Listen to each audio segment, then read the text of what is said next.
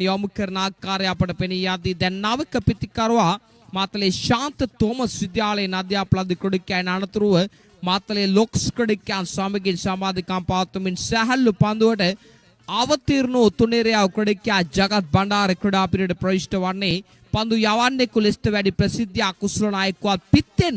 යමක් කළ හැකියාවක් මේ දක්වනත් පිතිකරුවා ජගත් බණ්ඩාර නායක ක්‍රීඩාවලදී හිතවතුනි දැන් ධනුෂ්ක රණසිංහ සුදානම් වන්නේ සිය පන්දු වාරයේ තීරණාත්මක වැදගත් අවසන් පන්දු යොමු කරන්න දැන් දිව යන්නේ දර්ශනීය පහරක් ආකර්ෂණීය ස්ලොක්සී පහරක් කෙල්ලේ දකුණත් පිතිකරුවා ජගත් බණ්ඩාර නායක ක්‍රීඩාවලදී හිතවතුනේ විශිෂ්ට